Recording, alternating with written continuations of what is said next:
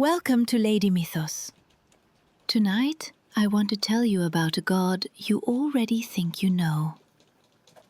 Red beard, a hammer, thunder rolling over a cold sea, the strongest thing in all of creation. And every single piece of that is true. Here is the strange part. Almost every story the Norse actually told about him is a story about him losing. He gets out-drunk by a drinking horn. He gets out-wrestled by an old woman. He is tricked so completely by a giant's illusions that he walks home shaking. He is robbed while asleep in his own bed. And once, to get back what was taken from him, he has to put on a bridal veil and sit at a wedding feast while a giant leans in to kiss him. And yet, when a Viking carved a blessing into a standing stone over someone he loved, the name he cut into the rock was not Odin's. When a mother hung a small piece of silver around her child's neck to keep the dark away, it was not Odin's spear. And when a churchman travelled north into the greatest temple in that whole world and looked at the 3 thrones inside it, the god in the middle was not Odin either. So that is the question I want us to carry all the way to the end tonight. Why did they love the one who kept losing? If you are new here, come and sit with us. Subscribe and stay for the whole thing, because the ending of this one changed how I think about him. And tell me in the comments where in the world you are listening from. I read them all, and there is something I find quietly lovely about knowing this same story is being heard in a dozen countries at once, in the dark, at 3 in the morning. I should warn you that this is not the Thor you have seen on a screen. We will get to him. I have a whole chapter for him near the end, and I promise to be fair, because I like that version too. But he is a different character, wearing the same name. The one we are following tonight was heavier, slower, funnier, much angrier. He had a splinter of stone lodged in his skull that nobody was ever able to get out. And he could not walk across the Rainbow Bridge because it would have burned to nothing under his weight. And the famous hammer came out of the forge wrong. The handle was too short. Everybody could see it, and they handed it to him anyway. Hold on to that, because it is going to matter far more than it sounds like it should. Let's start on a grey morning, with a god standing waist-deep in cold water.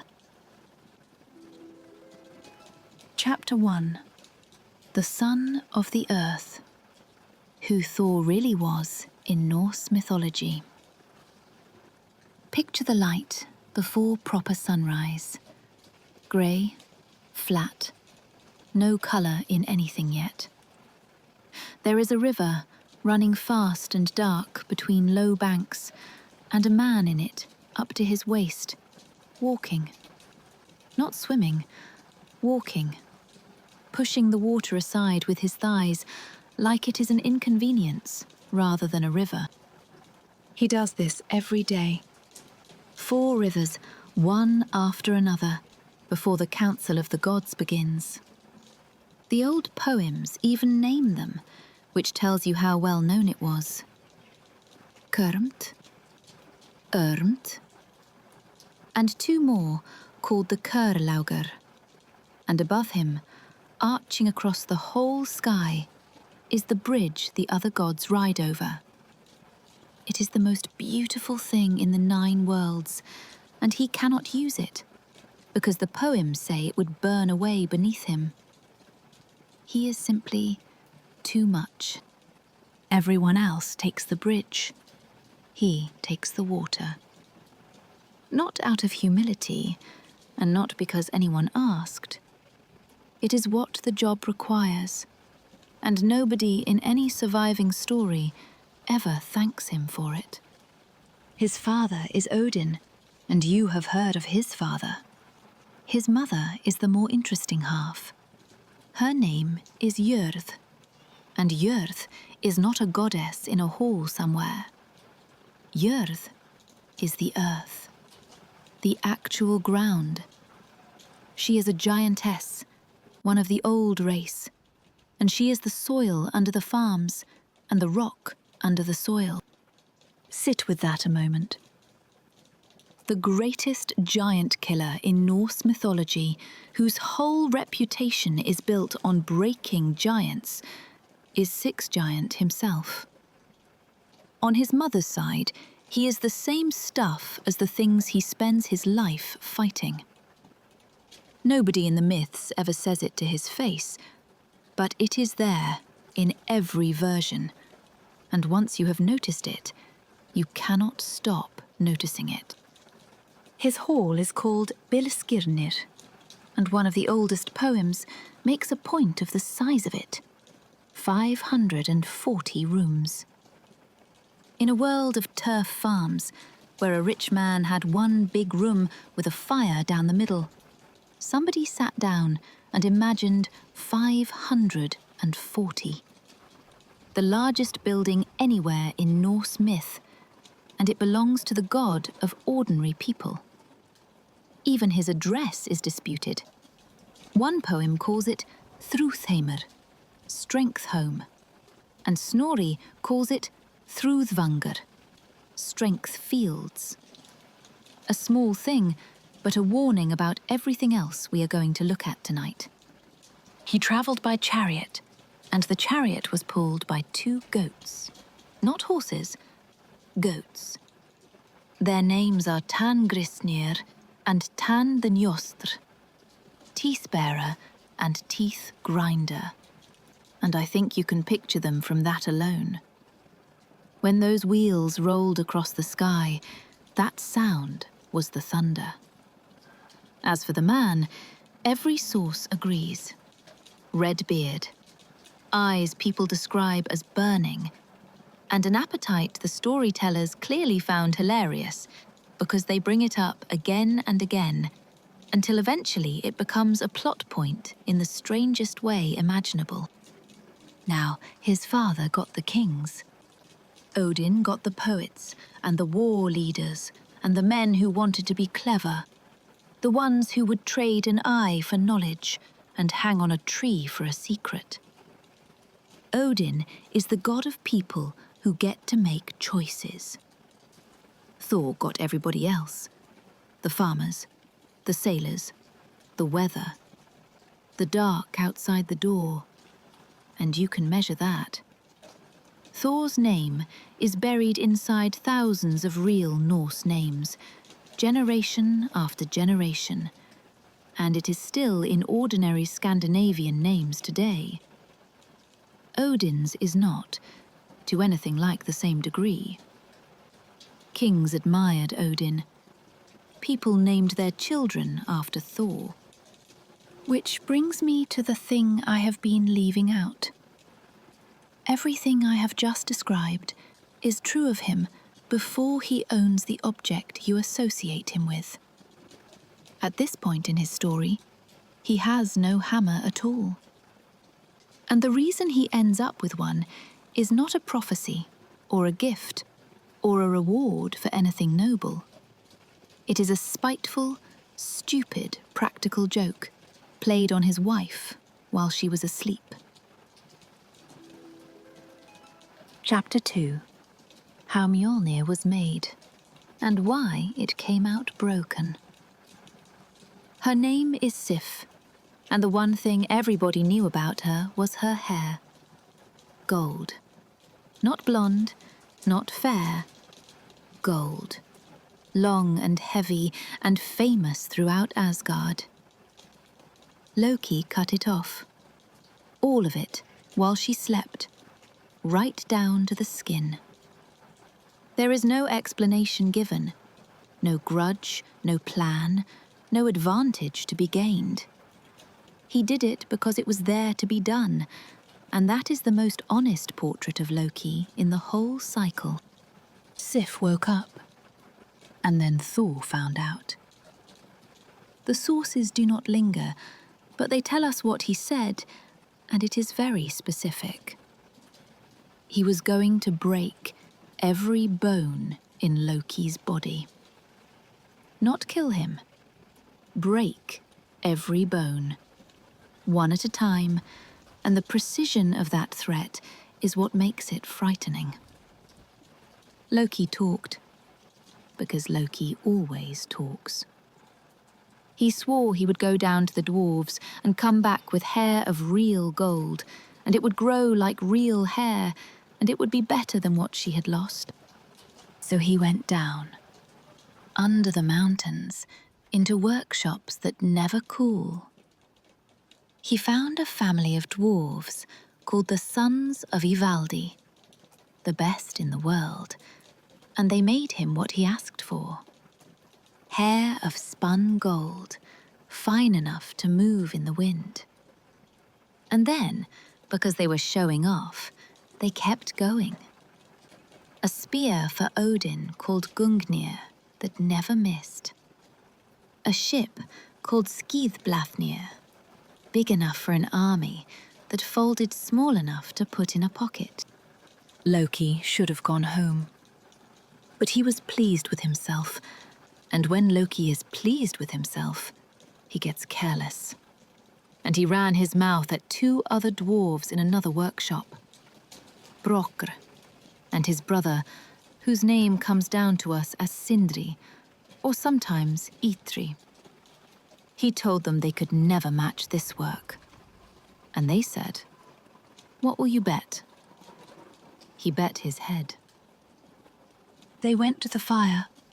Brokr worked the bellows, his brother worked the metal, and the rule was simple. The bellows must not stop, not for a heartbeat. Out of the first heat came a boar with bristles of gold that lit the dark like a lamp. Out of the second came a ring called Draupnir, which has the strangest property in Norse myth. Every 9th night, 8 more rings of equal weight drip off it. A ring that quietly makes wealth out of nothing, forever. And then they started the 3rd piece, and Loki began to panic. There was a fly in the workshop. It landed on Brokr's hand and bit him, and he did not stop. It landed on his neck and bit harder, and he did not stop. And then it landed on his eyelid, and it bit him there, and the blood ran down into his eye and blinded him. And for one single moment, he let go of the bellows to wipe his face. The air died in the fire. And that was enough. The hammer came out of the coals finished. Its head could break anything in the 9 worlds. Thrown, it would always come back to the hand that threw it. And the handle was too short. Not slightly, visibly. Anyone standing in that workshop could look at it and see the proportion was wrong. And everyone did. And nobody could fix it, because it had been made in 1 heat, and that heat was gone. They carried it up into the light anyway. The gods sat in judgment over the treasures, and they looked at the spear that never missed, and the ship that folded into a pocket, and the ring that makes gold out of time. And they chose the broken one, because a badly balanced hammer that can kill giants is worth more than every other beautiful thing on that table put together. But a flaw does not go away because you decide to live with it.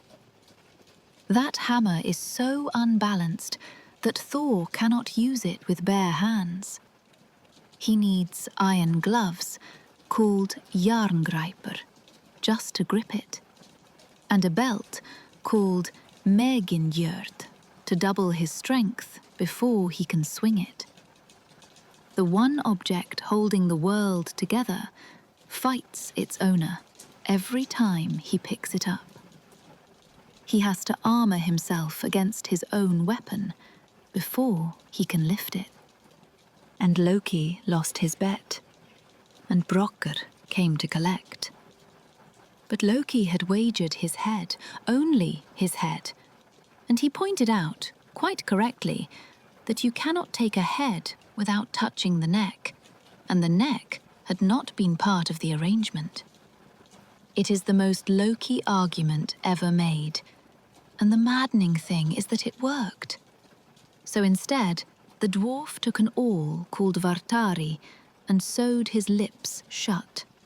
Though that detail comes from Snorri alone, and some scholars think the lip sewing is his own flourish rather than something older.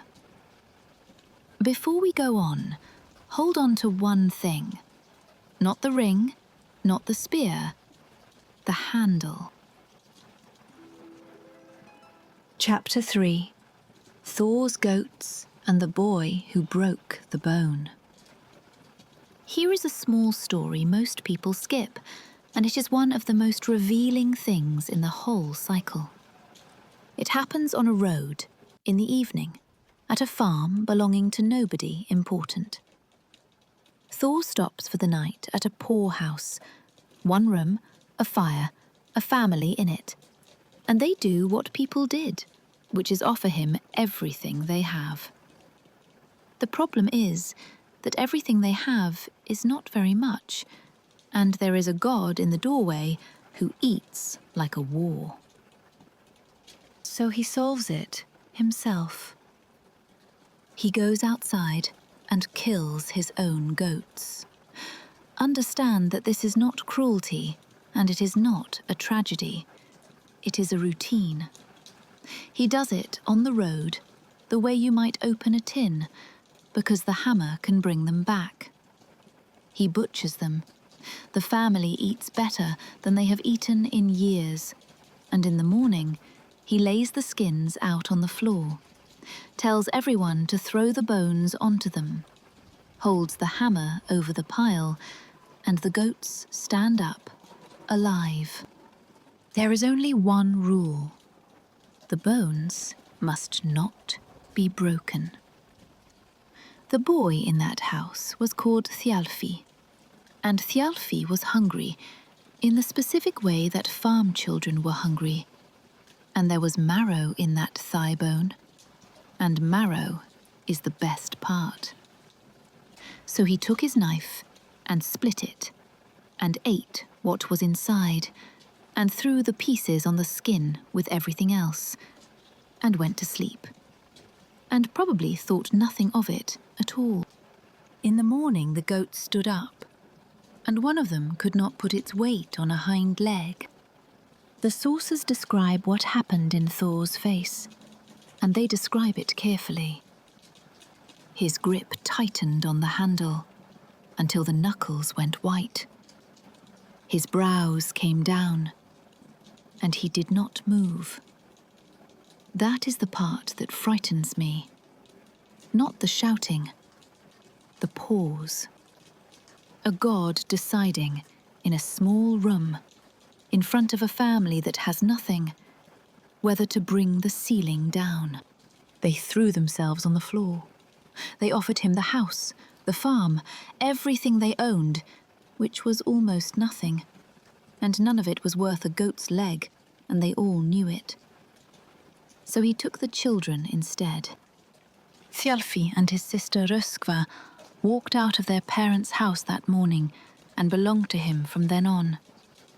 Bond servants. They travel with him for the rest of the myths, and one of them saves his life later on. But this is how it starts. A boy got hungry. A god took him and his sister as payment, and the parents stood in the doorway and watched them go. I do not think the storytellers found that comfortable either, but they kept it in, because it is true to him.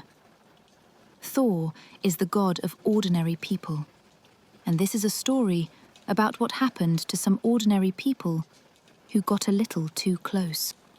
They walked east from that farm, past the last fields anyone farmed, past the last house with a name, out into the country where the language changes and then stops. And they kept walking until they came to a gate, and the top of the gate was so far above them that they had to tip their heads all the way back to see it. Chapter 4. The Castle That Was Never There. Thor and Utgarda-Loki. Before the gate, there was a knight in a forest. They found a strange building, enormous, wide open at one end, with a smaller side room off it. In the small hours, the ground shook so badly that they abandoned the main hall and crowded into the side room until morning. At dawn, they went outside and found a giant asleep on the ground, and his snoring was the earthquake. The building they had slept in was his glove. The side room was the thumb. He woke up cheerfully. He said his name was Hrungnir, which means something like big fellow, and he tied their provisions into his own bag and walked ahead of them all day with a stride they could not match. That evening, he lay down under an oak and was asleep in seconds, and Thor could not open the bag. He pulled at the knot until his hands were raw, and it would not give. So he did what he does. He took the hammer to the sleeping giant's head. Hrungnir stirred and asked whether a leaf had fallen on him. Thor stood in the dark, holding the hammer, and said nothing. He tried again in the middle of the night, harder, and Hrungnir asked whether an acorn had dropped. And a third time, before dawn, with everything he had, and the giant sat up, yawning, wondered whether birds had been dropping twigs on him, and asked whether it was not about time they were all getting up. The blows had landed. Not on him. We learn later that he slid a mountain into the path of the hammer each time, and there are 3 square-cut valleys in that mountainside to this day. But Thor did not know that. All he knew, walking away from that oak, was that he had hit something 3 times with the greatest weapon ever made, and it had complained about the weather. Then the gate, so tall they had to bend their necks back, and so vast that the bars were far enough apart to walk between without touching. Inside was a hall, and a fire, and a king called Utgarda-Loki, and benches full of giants who looked at Thor and did not stop smiling. Nobody could stay, the king said, unless they could do something better than anyone present, and he said it kindly, the way you speak to children. Loki claimed he could eat faster than any man alive, and they set a creature called Logi at the other end of a trough of meat. They met in the middle. Except Loki had eaten the meat, and Logi had eaten the meat, the bones, and the trough. Thialfi claimed he could run, and they set him against a small figure called Hugi, who by the 3rd race was walking back before the boy finished. And then they came to Thor. And here, the storytellers do something clever. They did not ask him to fight anything. They gave him 3 ordinary things: a drink, a cat, an old woman. The horn first. Utgarda-Loki said his men usually emptied it in 1 swallow, and the poor drinkers needed 3. Thor drank until his lungs gave out, and the level had barely moved. He drank again until his eyes watered. A 3rd time until he was shaking. And there was still a horn full of liquid in his hand. Then the cat. Grey, sitting in the middle of the floor, washing itself. Lifting it was a game the giant children played, the king said lightly, and everyone was watching. Thor got both arms under it and heaved until his back and shoulders locked, and he got exactly one paw off the floor, and that was all he got. He lost his temper then, and asked for someone to wrestle, and Utgarda-Loki looked around the room and shrugged and called his old foster mother in from the back. Her name was Ellie. She was ancient and small, and she came shuffling across the floor, and the whole hall watched the god of thunder try to put her down. He could not move her, and the harder he tried, the more it went the other way, until his knee touched the floor, and someone called an end to it. They fed him and gave him a bed, and in the morning walked him politely out of the gates. And then, at the edge of the fields, Utgarda-Loki stopped and told him the truth. The knot on the food bag had been tied shut with iron wire. The 3 hammer blows had gone into a mountain, and had he landed one, there would have been no giant left to explain it. Logi was wildfire, which does not eat food so much as end it. Hugi was thought, and nothing that has ever lived has beaten thought in a foot race. And the far end of that drinking horn was in the sea. The whole sea. There were men on the shore that morning, staring at a tide line where none had ever been, because Thor had drunk the ocean down 3 times, and the water has been going in and out ever since. And the cat was not a cat. It was the serpent that lies coiled around the whole world with its tail in its mouth. And when Thor got one paw up, the sky bent. The giants had watched it happen, he said, and had been frightened in a way they did not have words for. Then Thor reached for the hammer, and the king was gone, and the fields were gone, and the castle was gone. There had never been a castle there at all. He had lost every contest, and every one of them was a lie. But notice which one was not. Under all that illusion, there was one moment that was completely real. He had put his hands under the world serpent and taken its weight, and the serpent had felt him do it. Chapter 5. Thor versus Jormungandr, the fishing trip that almost ended the world. Sometime after that, Thor went to stay with a giant called Hrungnir, and Hrungnir was not one of the charming ones. He was cold and rude, and he made it clear his guest was an inconvenience. In the morning, he said he was going out to row for fish, that Thor could come if he was any use, and that he could find his own bait. So Thor walked into the field where Hrungnir kept his cattle, picked out the finest animal there, a great ox with a name of its own, Himinhriodr, took its head off and carried it down to the boat under one arm. Hrungnir did not say very much after that. They rowed. Hrungnir set the pace, and then could not hold it, and Thor took both oars and kept going, past the ground where the giant fished, past the ground where anyone fished. Hrungnir told him to stop, told him they were beyond the safe water, told him what was down there. Thor kept rowing, then shipped the oars, baited a line with an ox's head, and put it over the side. And it went down, and down, and kept going. Flat black water in every direction. No land, no birds. The light going.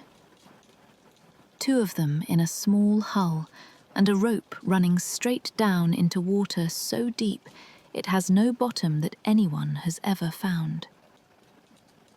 The line went tight. What happens next is the most physical piece of writing in Norse myth. He set his feet and hauled, and the pull was so violent that the boards under him gave way. His feet went through the bottom of the boat, and they did not go into water. They went down and found the sea floor, and he braced against the bed of the ocean itself and pulled. And the head came up. Out of the black water, rising, came the head of the serpent that circles the world, the one that had been the cat on the hall floor. It had been waiting for him since before either of them had a story, and now there was nothing between them but 4 feet of air. Thor got the hammer up, and Hrungnir, in a boat already filling, with the sea going wrong all around him and something the size of a country coming out of it, did what almost anyone would do. He took out his knife and cut the line. What happened in that second is one of the genuine unsolved arguments of Norse mythology, and I am not going to pretend otherwise, because the sources do not agree, and never have. Snorri tells it plainly. The line parted, the serpent went back down into the deep, and Thor turned around and put Hrungnir over the side and walked ashore. Nothing was settled. It was all still to come. But the older poem is murkier. It leaves room for the hammer to have come down on that head before the rope was cut. And there are older sources still. Verses by poets composing while people were actually praying to these gods, and carved stones with this exact scene on them: an ox head, a line, a serpent. And some of them look very much as though the storyteller thought the serpent died right there, in the middle of the ocean, on an ordinary fishing trip. I would like to know which one you believe. Leave it below, because I go back and forth on this myself, and the version you choose changes the whole shape of his life. But here is what neither version disputes. Before that day, they were a prophecy to each other. 2 names in a story that ends badly. After that day, they had met. One of them had felt the other's hands under its body in a giant's hall, and one of them had looked the other in the eye across 4 feet of open water. Whatever was coming at the end of the world was now personal. Chapter 6. The Stone in His Head. Thor's duel with the giant Hrungnir. This one begins, as so many disasters do, with somebody drinking in a house where they should not have been. There was a giant called Hrungnir, and Hrungnir was made of stone.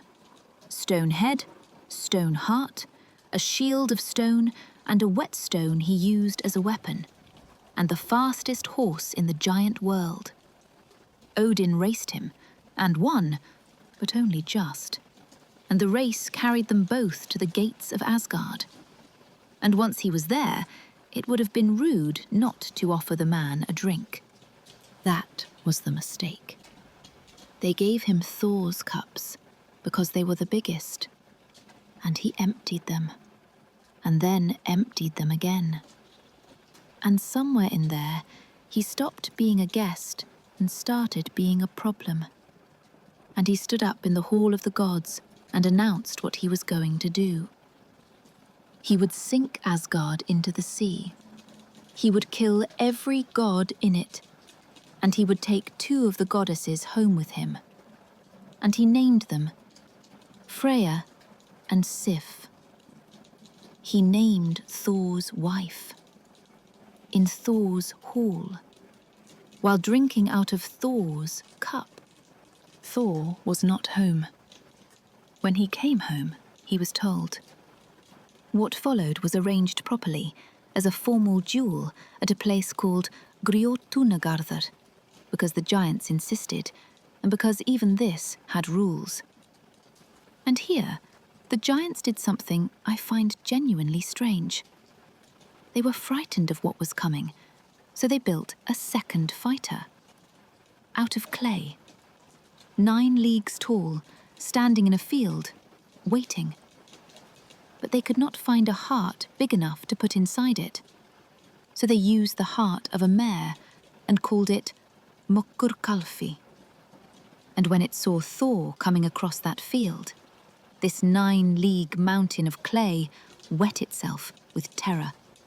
Thjalfi got there first. The farm boy, still with them, still paying for a bone he split years ago. And he did the only genuinely clever thing anyone does in this story.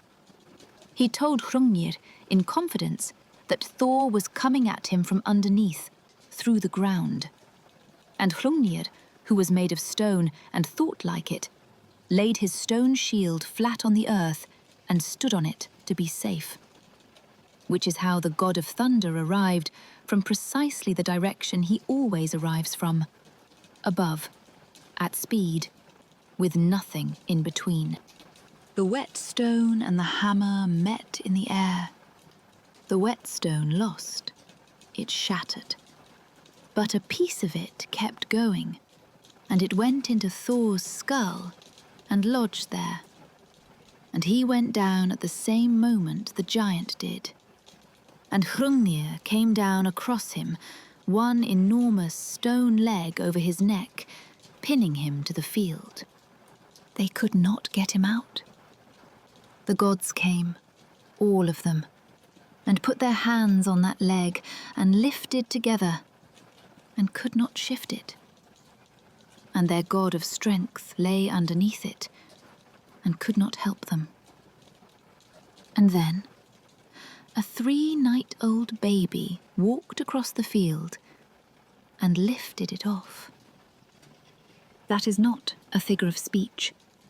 Thor had a son called Magni, whose mother was a giantess named Jarnsaxa. And Magni was 3 days old, and he picked up what every god in Asgard together could not, and apologized for being late.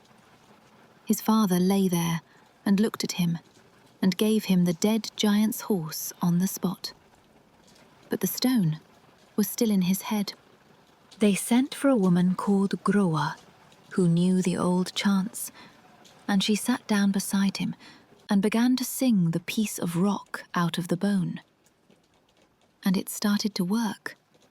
He could feel it moving, and to keep her going, he told her a piece of news. He had been in the far north, and had waded the freezing rivers at the edge of the world, with a man in a basket on his back. Her husband, Aurvandil, whom she had given up for lost.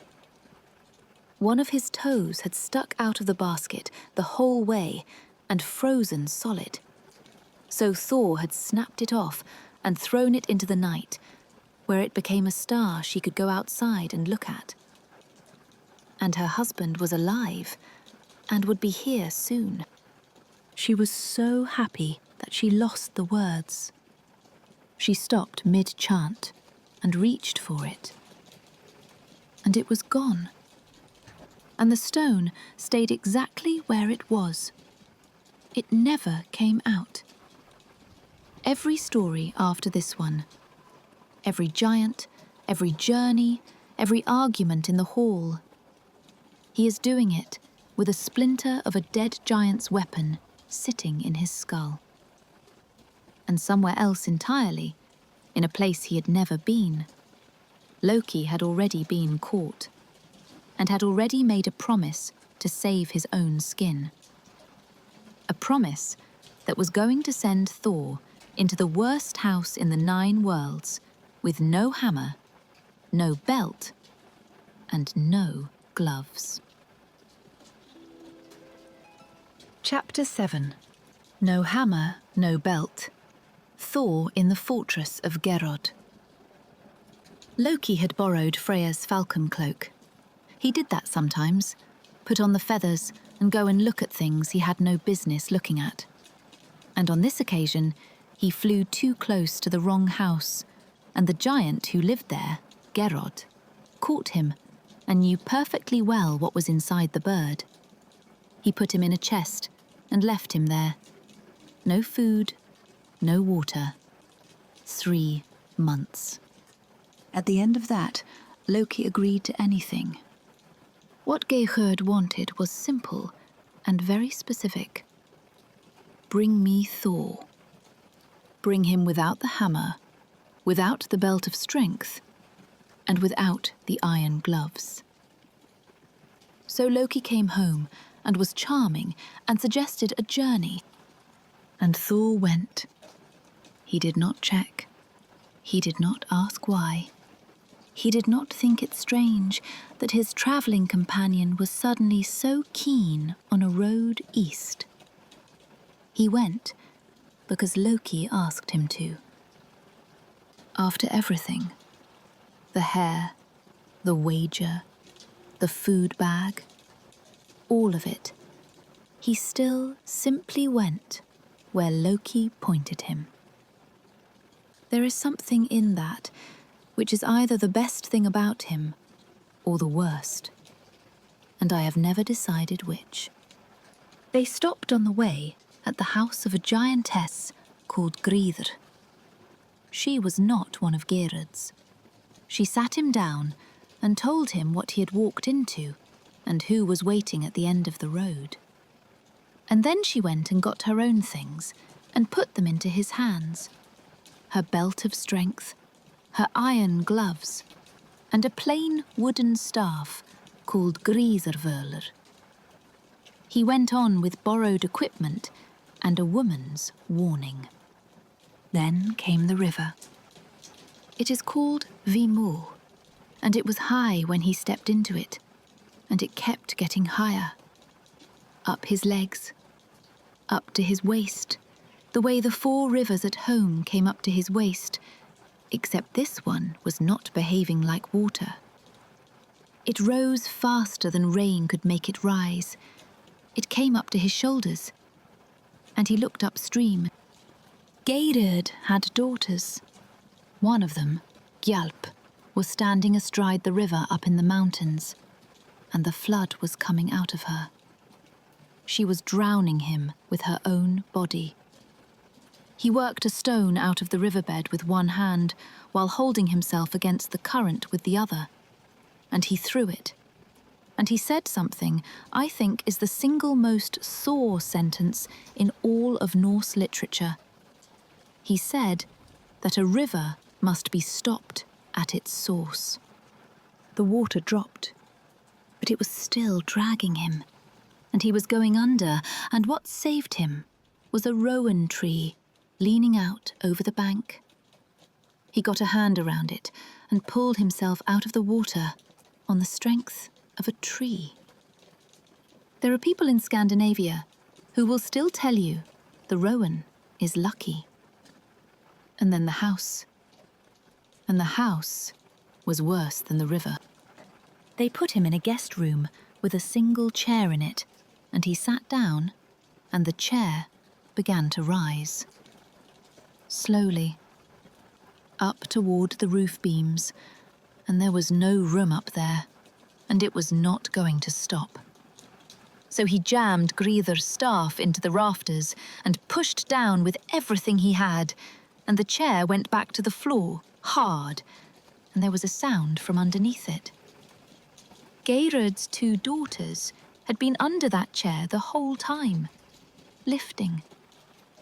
Neither of them lifted anything again. Then Geirrod himself, in a long hall with fires burning down the middle of it. He did not speak.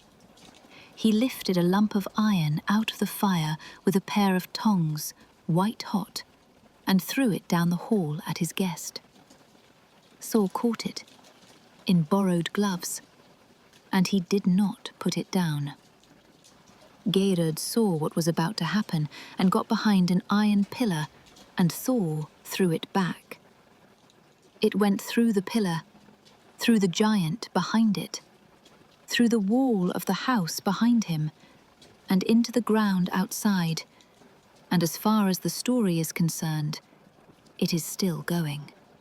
One thing about this chapter matters. A poet called Eilifur Gudrunarson put this journey into verse before the year 1000, while people were still worshipping this god, not remembering him.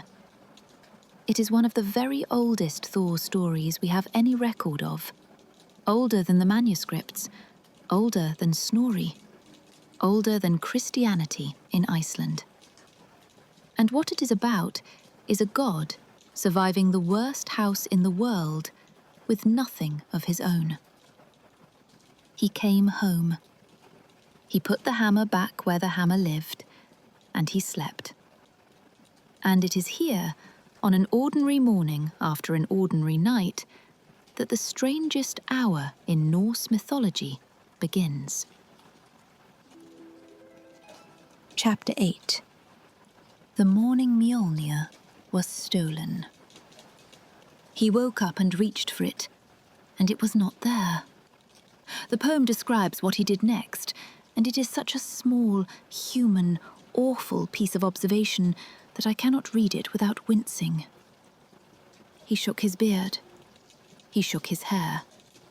He put both hands down and felt around himself on the floor, patting the ground in the half-dark like a man looking for his glasses. This is the only time in all of Norse literature that Thor is described in panic. And then he went and found Loki, and the first words out of his mouth were not a threat, and not a plan. He said, "Listen to me, and understand that nobody knows this yet. Not on earth, not in heaven. My hammer is stolen." He was not asking for help first. He was asking for silence, because he understood immediately what it means for the world to find out that the wall has come down. They went to Freya.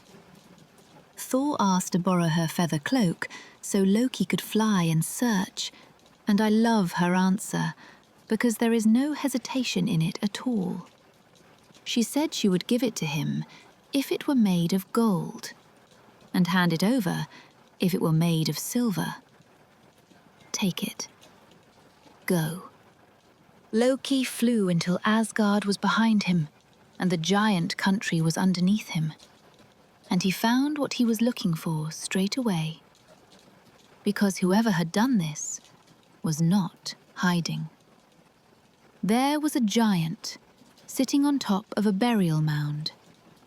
His name was Thrymr, Thrym, and he was lord of the giants, and he was doing the most extraordinary thing. He was braiding gold thread into the collars of his dogs and combing out the manes of his horses. Sitting on a grave, in the open, plaiting gold into a dog's collar, waiting to be found. He was very relaxed about it. He said yes, of course he had it. He had buried it 8 leagues beneath the ground. And he said that nobody on earth was ever getting it back, unless they brought him Freya as his wife. Loki flew home, and Thor met him in the courtyard before he had even landed. "Do not sit down to tell me," he said. "Tell it in the air. A man sitting down forgets half his story, and a man lying down invents the rest." So they told Freya. And Thor, and this is not his finest moment, Thor told her to put on the bridal veil, because the two of them were driving to Jotunheim. The poem says the hall shook. The benches moved, and the walls came in and out like something breathing. And the great necklace at her throat, Brisingamen, snapped clean off and hit the floor. And she asked them what exactly they thought she was. That was the end of that idea. So all the gods sat down together, and all the goddesses, and tried to think of anything else. And it was Heimdall who spoke, the watchman, the one who could see forward, the poem says, the way the Vanir can. And what he proposed was this: put the veil on Thor. Put the necklace on Thor. Hang the household keys at his belt the way a bride wears them. Put a woman's dress on him down to the knee. Pin the broad brooches across his chest, and dress his head so no one can see his face. You can imagine the silence in that hall. Thor said no. And what he said matters, because it is not vanity. He said the gods would call him Argr. That word does not really translate. It meant unmanly, but far worse. Shameful, contemptible in a way a Norse man could not come back from. It was the accusation you could be killed for making, the thing you spent your whole life proving you were not. He was not worried about looking silly. He was being asked to hand over the only thing he had left. And Loki, who never says anything useful, said the only useful thing in the entire poem. He told him to be quiet. And he said that unless the hammer came home, the giants would be living in Asgard by morning. The goats were brought in and harnessed. The mountains split as they went past. The ground burned along the line of the road. And something that had never happened before in the history of the world was on its way to the land of the giants, at speed, in a dress. Chapter 9. The Bride with the Burning Eyes. Thor's wedding disguise. Thrym felt them coming and got up and started shouting orders across his hall. "Stand up, strew the benches. She is on her way to me." And then he made a little speech that I have always found strangely sad. He listed what he owned: cattle with gilded horns, oxen, black, all of them. Treasure, jewelry, everything a giant could want, he said, and he had all of it. And there was only one thing missing from his life: Freya. The chariot arrived. A tall bride came in through the door with a veil over her head and a bridesmaid at her elbow. And nobody looked too closely, because you do not stare at a bride. Then they sat down to eat. The bride ate an entire ox. Then she ate 8 salmon, one after another.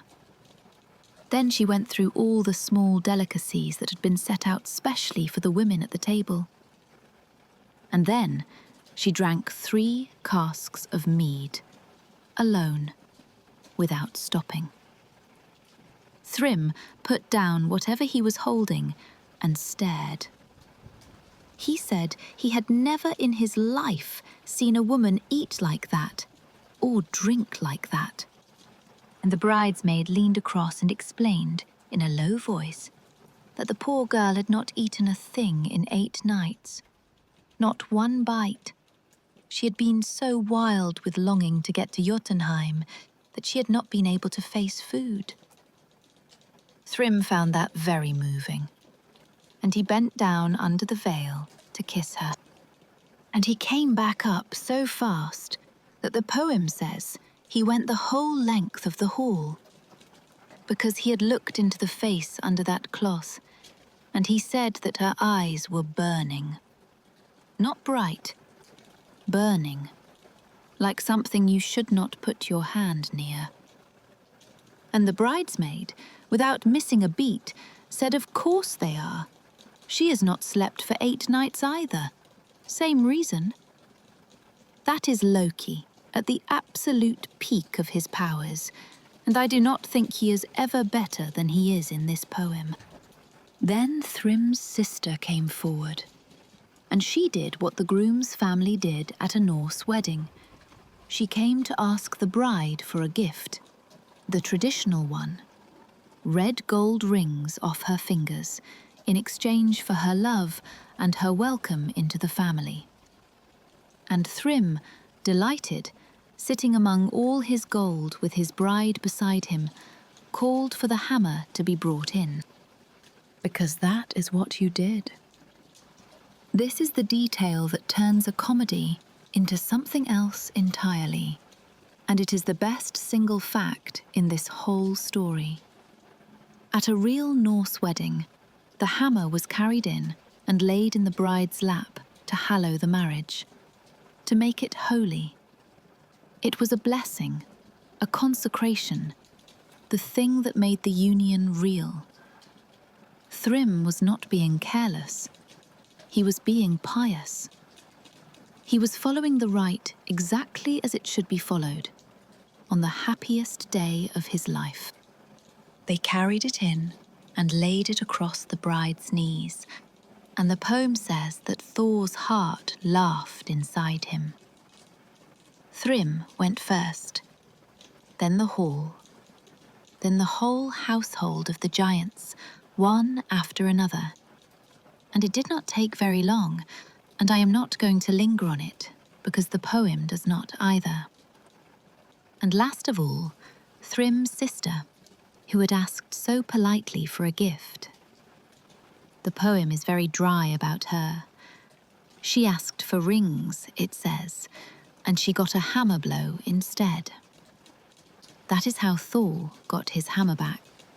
One honest note, because this poem is a strange object. It survives in exactly one manuscript, one copy, and it is mentioned nowhere else in Norse literature at all. Snorri never tells it. No heathen poet refers to it. Some scholars think it is very old, 9th century, a real myth people believed. Others think it was written down late, in a Christian century, possibly by Norse speakers in England, as a comedy about gods nobody feared anymore. And yet, stories of the thunder god's weapon being stolen and won back turn up right across the Baltic world, far from Iceland, which suggests the bones of it are ancient, even if the joke is not. But here is what I do know. He got it back. In this story, and in every story, he always gets it back. There is exactly one occasion in all of Norse mythology when that hammer comes down, and it is not enough. And the people telling these stories knew when it was coming. Chapter 10. 9 Steps. How Thor Dies at Ragnarok. It starts with a winter that does not end. 3 of them, back to back, with no summer between. Snow from every direction, and no thaw, and nothing growing. And in that long white silence, everything that had been tied up came loose, and the sea left. That is the image I cannot get out of my head. The tide goes out, and it keeps going out. Harbours empty. Boats lie over on their sides in the mud. Fishermen walk out onto ground no living person has ever stood on. And the reason the water is leaving is that something underneath it has begun to move, and there is not enough ocean in the world to hold both. The serpent came up out of the sea and came ashore, and everything the sea had been holding came with it, and Thor was waiting for it. They had done this twice before. Once in a hall full of laughing giants with an illusion between them. once across 4 feet of black water with a knife and a coward behind him. Neither had finished. This one was going to finish. He killed it. Let me be clear about that, because it gets lost. At the end of the world, in the last hour of everything, Thor won. The thing that had been coiled around the world since before there were people came apart under that badly made hammer. And then he turned to walk away, and he got 9 steps. 9. The sources are precise about it, and precision like that is never accidental in Norse poetry. 9 steps, through the venom the serpent had thrown across the ground as it died. And then the earth came up to meet him. Elsewhere on that field, his father had already gone, taken by the wolf, and his brother, Vidar, had already taken the wolf apart for it. But I am more interested in one small piece of wording. When the old poem tells us Thor is dead, it does not call him the son of Odin. It calls him the son of Hlorðin, the son of Fjörgyn. Both of those are names for his mother, for the earth. In the last line of his life, the poets who had followed him through every giant and every ocean and every humiliation put down his father's name and picked up his mother's, and let the earth's child lie down on the earth. Even this ending is argued over. The oldest poem gives us the death and then something afterwards, a world coming back, green, out of the water. Snorri, writing 2 centuries after his country had gone Christian, shapes that ending in ways a lot of scholars think were nudged toward an apocalypse and a resurrection that would have sounded familiar to a churchman. Even the part where his sons, Mothi and Magni, walk out of the ash carrying their father's hammer. Nobody can say for certain whether that is old belief or medieval editing. And that should have been the end of him. The men who wrote these poems down were Christians. The gods were finished. The temples were gone. And he was supposed to fade out of the world along with everything else. Instead, he became the most famous god on the planet. And almost nobody who knows his name knows a single thing you have heard tonight. Chapter 11. Marvel's Thor versus the real Norse Thor. In August of 1962, in a comic called Journey into Mystery, issue 83, 3 men called Stan Lee, Larry Lieber, and Jack Kirby put him back on his feet. The original setup is wonderfully odd, and most people have forgotten it. He was a doctor, a lame American physician called Donald Blake, on holiday in Norway, who found a walking stick in a cave and struck it against a rock, and became the god of thunder. Put the stick down for 60 seconds, and he was a doctor again. They changed things, and I want to go through them fairly, because I like that Thor and I do not think the changes were mistakes. They were choices. Loki became his adoptive brother and his personal enemy. That is not the Norse arrangement at all.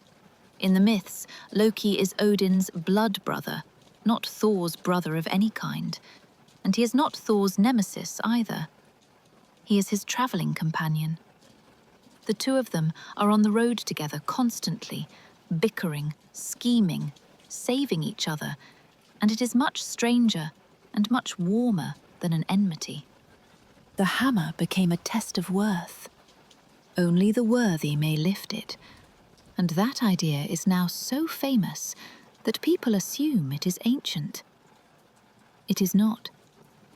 It was invented in the 1960s. In the myths, there is no worthiness clause. There is a manufacturing defect, and a pair of iron gloves, and a belt you have to put on before you can swing the thing properly. He became blonde, when every Norse source insists on the red beard. Sif became a dark-haired warrior with a sword, when the Sif of the myths is a golden-haired wife whose one great story is that somebody stole her hair while she slept. And he became a crown prince, heir to a shining city. The Thor of the myths is not an heir to anything. He is the god of farmers and sailors and weather. He is who you shouted for when a wound went bad, or a sea got rough, or something moved outside the door in the night. But here is what I actually want to say about Marvel, and I mean it without any edge at all. Christianity took this god's future away from him, and comics gave it back. If Stan Lee and Jack Kirby had picked a different name out of a book in 1962, most people alive today would not know Thor had ever existed. He would be a footnote for medievalists. Instead, he is on lunchboxes in countries that have never seen snow. So the version you grew up with is not a betrayal of him. It is the reason you are here at all. And everything you have heard in the last hour is the version that 1,000 years of careful, patient editing very nearly deleted. Which brings me to the last thing I want to show you. There is an object in a museum, a small, plain, unremarkable piece of stone, and it explains why the real Thor refused to die better than any poem does. Epilogue. Why the Vikings loved the god who kept losing. So, why did they love the one who kept losing? I think the answer is the losing. Odin is the god of people who get to be clever. Kings, poets, war leaders, the ones with options. He trades an eye for knowledge, and hangs on a tree for a secret, and it works out for him. And if your life has that shape, Odin is a wonderful god to have. But most people do not get that life. Most people get the 4 cold rivers. They get up in the dark and do the heavy thing with the wrong tools, unthanked, and lose about as often as they win, and go back out and do it again. That is Thor's entire existence. He is outthought by everyone he meets, and he never stops turning up. If you were a farmer looking at a sky that was about to ruin you, you did not want the god of clever choices. You wanted the one who was going to stand in the doorway. And they left us the evidence, which is the part that convinced me. There is a stone standing in Denmark, carved around the year 900, a memorial put up for someone loved. At the end of the inscription, the carver asks a god to bless it, and the words are, "May Thor hallow these runes." There is another stone that says the same thing. And out of all the gods in that religion, Odin, Freya, all of them, Thor is the only one anybody ever wrote to like that. When it was real, and you were standing in a field burying someone, his was the name you cut into the rock. Then the amulets, little hammers in silver and iron and bronze from all over the Viking world. And when archaeologists counted where they were found, they turned up more of them in women's graves than in men's, which ought to change how you picture him. That hammer was not mainly a weapon in people's hands. It was a blessing. It hallowed weddings, and it hallowed the dead, and it hung around the necks of children. And in the 1070s, a German churchman called Adam of Bremen described the great temple in Sweden and the 3 thrones inside it, and said that the mightiest of them, Thor, sat in the middle, with Odin and Freya on either side. Not the All-Father in the centre, him. Now the uncomfortable part, because he did not go quietly, and the way he was taken apart is documented. In Canterbury, in England, in 1073, deep into Christian Europe, with a cathedral down the road, somebody wrote out a healing charm in runes to drive the sickness out of an infected wound. And the name in the charm is Thor's. That is not a scholar preserving folklore. That is a frightened person, generations after the conversion, quietly asking the old god for help because the wound was not getting better. And in Jutland, they found a soapstone mould that belonged to a working craftsman. It has slots cut into it to cast 2 Christian crosses and 1 hammer of Thor. The same bench, the same afternoon. Whatever the histories tell you about a clean line between the old faith and the new, the man at that bench was making both, and his customers were buying both. Then there is the ship. In the saga of King Olaf, a tall, red-bearded stranger comes aboard the king's vessel and asks for passage. He wrestles with the crew and laughs at how weak they are. He tells them old stories about the giants he used to kill in that country and how empty it has become since. And then he goes over the side into the sea and is never seen again. And the king turns to his men and tells them that what they have just been talking to was the devil. That is a god being turned into a demon while we watch.